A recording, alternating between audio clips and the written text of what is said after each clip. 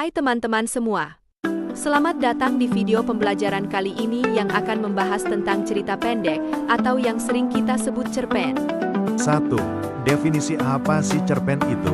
Sederhananya, cerpen adalah salah satu jenis karya sastra yang memaparkan kisah singkat tentang manusia dan seluk-beluknya.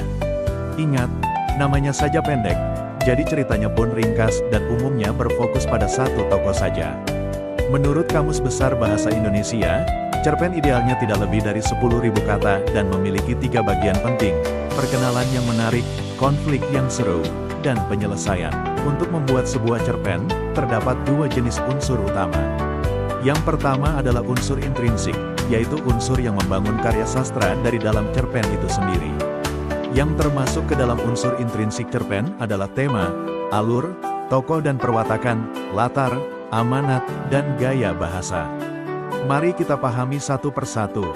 Tema, kita bahas yang pertama, yaitu tema. Tema adalah pokok persoalan atau ide cerita utama yang mendasari keseluruhan cerpen. Tema bisa tentang apa saja, mulai dari pendidikan, politik, hingga kehidupan sosial dan budaya. Yang kedua adalah alur atau plot. Ini adalah rangkaian peristiwa yang tersusun secara sebab akibat. Alur cerpen terdiri dari 6 tahapan yang perlu kita ketahui. 1. Perkenalan atau orientasi. 2. Penampilan masalah atau komplikasi. 3. Klimaks atau puncak masalah. 4. Anti klimaks, penurunan masalah. 5. Resolusi atau penyelesaian konflik. 6. Koda berisi amanat atau pesan. Ketiga, ada tokoh dan penokohan. Tokoh adalah pelaku dalam cerita.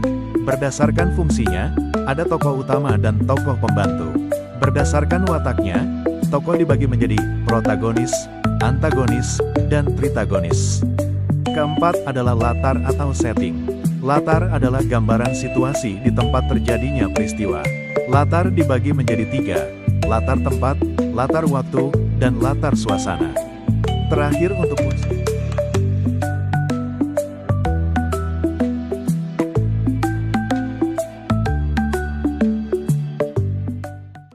Sekarang kita beralih ke unsur ekstrinsik. Ini adalah unsur pembangun cerpen yang berasal dari luar karya. Unsur ekstrinsik meliputi faktor sosial dan budaya masyarakat saat cerita ditulis, faktor keagamaan, latar belakang, dan pandangan hidup pengarang, serta nilai-nilai yang terkandung seperti nilai moral, pendidikan, dan religius. Sebagai contoh, terdapat beberapa cerita pendek sejarah, seperti cerita pendek yang berjudul Heiho yang bisa dipakai saat belajar masa pendudukan Jepang, atau cerita pendek yang berjudul Tamu tahun 2019 yang bisa digunakan untuk materi pembelajaran pada masa revolusi Indonesia.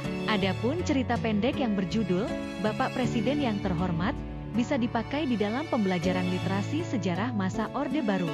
Itu dia pembahasan singkat kita tentang cerpen, dari pengertian hingga unsur-unsurnya. Semoga video ini bermanfaat bagi kamu dan kita semua. Terima kasih.